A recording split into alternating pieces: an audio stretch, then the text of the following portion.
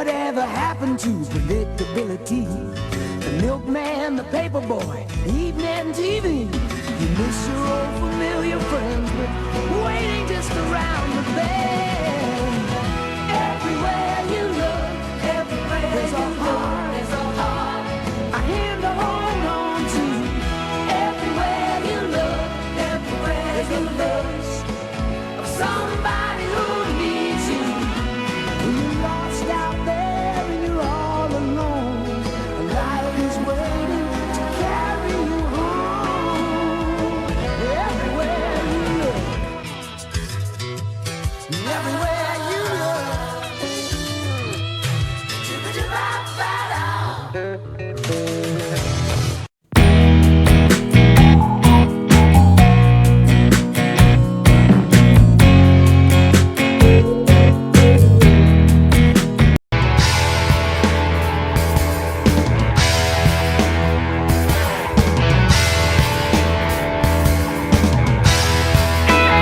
I started racing go-karts in 2008. I race go-karts at Slippery Rock Raceway in Slippery Rock. I started racing full-size cars at Sportsman Speedway in Knox. I was 13. Particularly, but it's becoming more common for young teenagers to drive race cars. So at that time it wasn't, but it's becoming a little more common.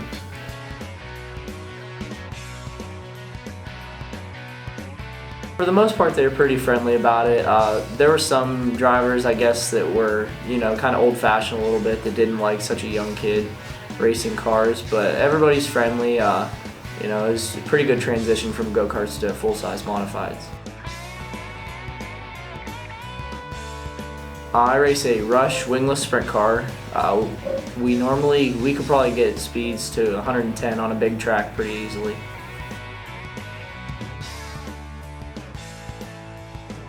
It's normally pretty fun. I enjoy what I do. It's normally pretty good. I mean, I've never really had any trouble with kids at school. It's just hard to explain to everybody like what it is that I do. I mean, I can always pull up a video on YouTube and show them, but unless they go to an actual race and watch what I do, it's kind of hard for them to understand. So I don't talk about it a whole lot, but they think it's pretty cool, some of them. My rookie season, so we thought going into the year that it was going to be a little bit tough, because I've never raced one of those cars before. So I wasn't expecting a whole lot for our 2019 season, but we did pick up our first career win, racing with a bunch of guys that have been doing this forever. So that was pretty cool. We won a bunch of heat race wins. We won a weekend championship at New York. There was a points deal up there, and we won that out of 20-some cars, which was very cool. We had a pretty successful rookie season as far as the sprint car goes.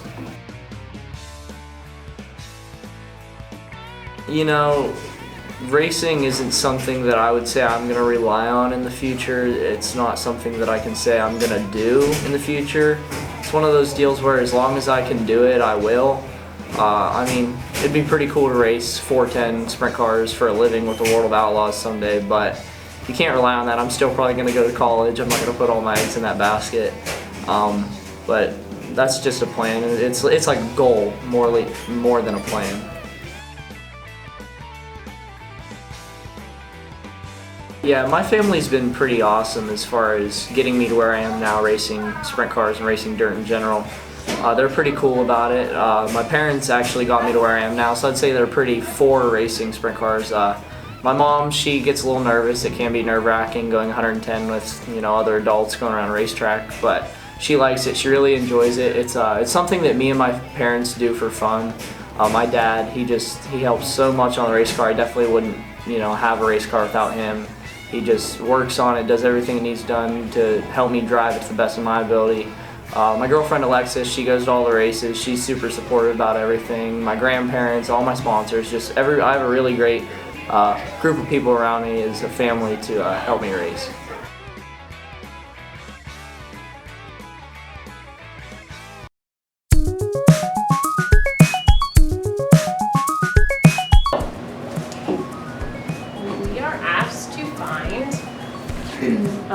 Victoria is growing tomato plants in her backyard. She purchased a tomato that was 2 inches tall and planted it in her backyard. At the beginning of various weeks W, she measured the height of the plant H. The diagram below shows her measurements. The growth of the plant can be represented by a linear function. So letter A, what it's asking us to do is to write a linear equation in slope-intercept form. In slope-intercept form, you make sure you put it in their form that they're requesting, which is y equals mx plus b, to represent the height of the plant at the beginning of any week W, and we'll show all our work.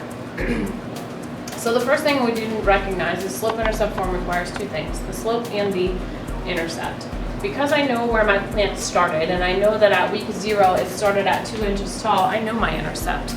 So 0, 2 will be my y-intercept. Anytime x is 0, the y value is your y-intercept. But I also need to know a slope. And to find a slope, I have to have at least 2 points. So I'm going to start off with my first 2 points. You can use any of them really, but these first 2 are easier. So 0, 2 and 3, 7 will be the other point we're going to use.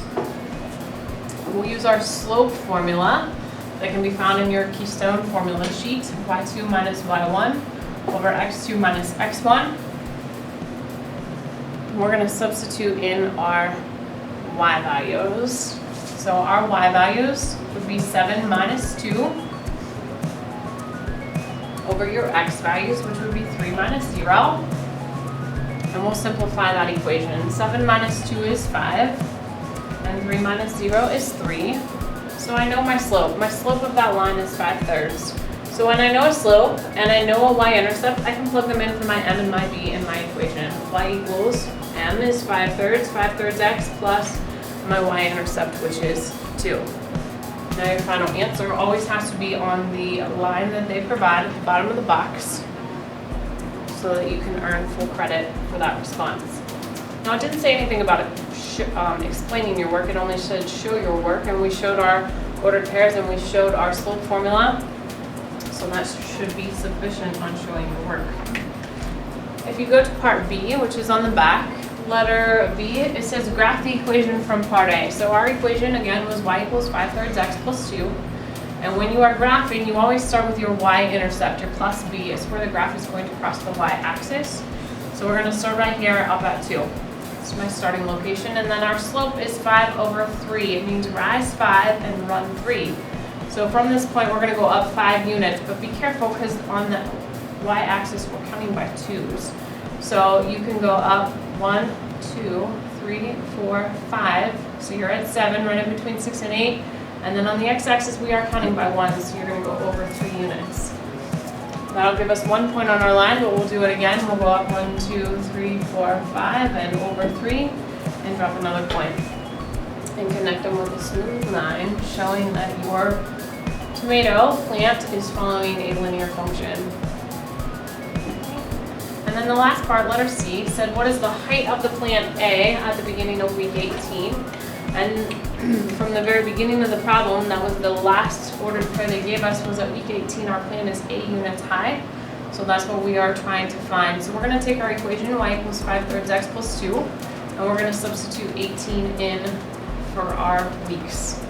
So I plug 18 into this equation, 5/3 times 18 plus 2, and I reduce that fraction diagonally. 3 goes into 3 once, and 3 goes into 18 6 times. 3 times 6 is 30, and then 30 plus 2 will give me 32 inches. The height of my plant after 18 weeks would be 32 inches high. Again, making sure your answer is on the line provided at the bottom of the paper. Okay.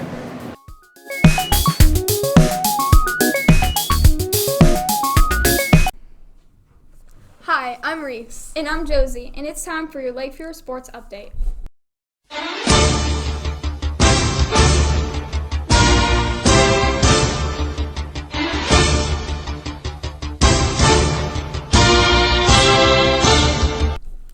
The boys cross country team closed out the regular season, winning all but 2 of their dual meets and placing second at the Mercer County meet on October 19th at Grove City High School.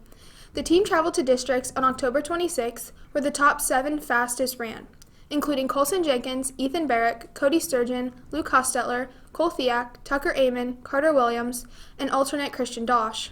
Colson Jenkins placed 7th overall and will be representing our school at states this coming weekend. The team finished 4th place overall, just 1 place away from traveling to Hershey as a team. Great job, boys, and good luck, Colson.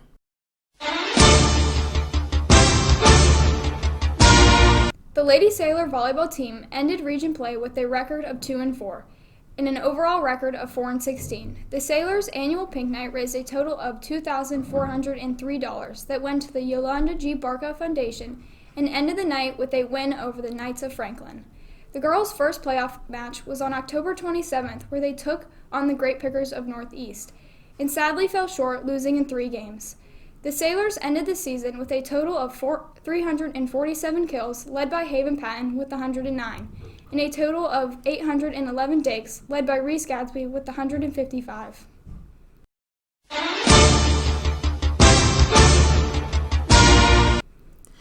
The girls' cross-country team had a very successful season this year. The girls ran another undefeated season for the 4th year in a row, and top runner, senior Claire Oliver, set a new course record for the Lakeview course with an astonishing time of 20 minutes and 10 seconds. The girls also won all of their dual meets, won the Commodore Perry and Cochranton Invitationals, took 2nd place at the Mercer County meet, and were Region 1 champions. The team headed to districts at Sharpsville on October 26th, where Claire Oliver, Michaela Montgomery, Aubrey Hogue, Abby Mellon, Carly Amon, Lauren Turek, Lydia Bernard, and alternate Bailey Caseby ran. Claire Oliver got 6th and will be traveling to states this weekend. And the girls' team placed 2nd overall and will be running as 1 this weekend at Hershey. Great season and good luck, girls.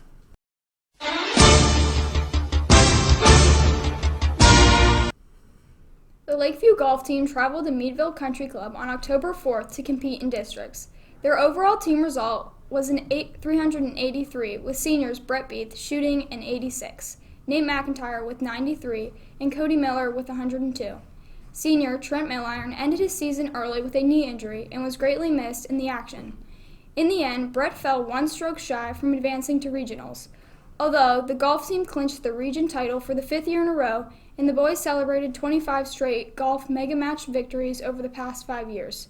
The coaches wish the outgoing seniors the best of luck and thank them for years of hard work and dedication.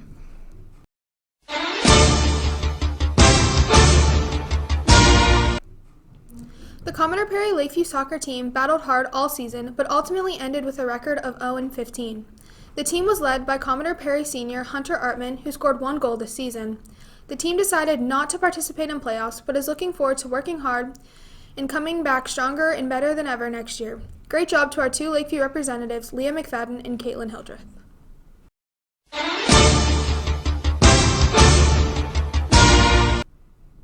Our Sailor football team protected their turf on September 20th for the homecoming game, shutting out Seneca 29-0. The boys faced Northwestern in the first round of playoffs and took a tough loss 33-0 to end the season. They ended with a region record of 0-3 and having an overall record of 1-10. Sophomore Gavin Murdoch led the team in rushing yards with 235 for the season. Murdoch also led the team in passing yards with a total of 350, and Lane Barber led the team with receiving yards, racking up 168. This has been Josie And Reese. Now to Dylan with a sweet ride and clunker of the issue.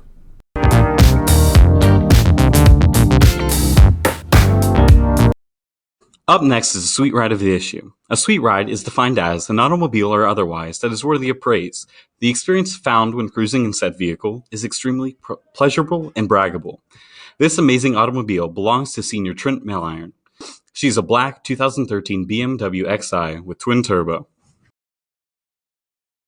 My name is Trent Milliron, and I drive a 2013 BMW X1, and I like that she's fast. So my big plans for this car are to put a wrap on her, then we're gonna get some aftermarket rims on there, probably black, put some wheel spacers on, and we're gonna definitely take this to E&E exhaust and put a new muffler on her.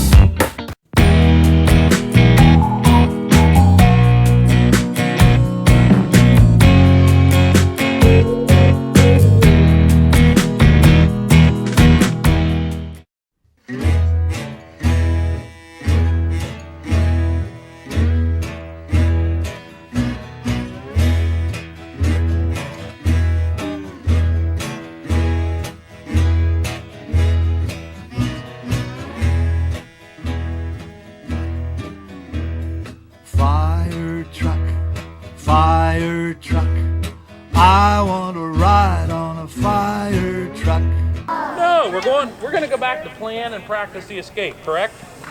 All right. Is anywhere in the plan and practice the 2 ways out? Is there anywhere in there that says hide if there's a fire? I can guarantee you not, okay? Never hide if there's a fire, okay? Hear him breathing? Kind of sounds like a monster. All right, that's just him breathing that air right out of that tank, all right? He can work for about a half hour with that on, all right? So he can go into a fire and stay in there for about a half hour. He won't get any smoking as long as you're in. Yeah, you're right. That's why they have like cameras. Is that cool? Yeah. That's awesome. There's an air pack on it. Really big, isn't it? What else did you notice in there? There's an air pack on it. There was what? Lights. There were lights. Plan and practice your escape. Anybody know what that means? Stop, drop, and roll? It could. Yes, but if we plan something, you're doing what? Making a plan to do something. All right, that was actually the word I was looking for. Make a plan to do something. All right? So if you have a plan and you put that plan into work, you have to practice it. Any cheerleaders here? Anybody play baseball here? Anybody play football here? I said play football. All right? Hey, cheerleaders were first. You should have had your hand up for that. All right? So if you have a plan, you need to practice the plan, right? What these guys? Do you think they just show up at the fire department, they sign up, they get hired? Do you think we just let them go do whatever they want, or do they have to learn how to do stuff? Do you think that may be their practice? All right, do you think we have to practice more than one night to learn how to do things, or do they know everything in the first 4 hours that they show up? More than one night. More than one night. You have to practice, practice, practice if you want to be good at something, correct? Correct. These are just our hand tools that we use when we go into a house. You know, just take one, you go. I mean, this is a drywall sledgehammer, more of getting through interior. I did a couple times actually, yeah. You do your hook. It's kind of like that other hook I showed you, but it's more shorter, so that way it's easier to carry around with you. How are you? So we got our nozzles for the end of our hoses here. We got some extra hose. This is more for the guy that drives the truck. This is his compartment. Everything he needs, he knows everything that's in here.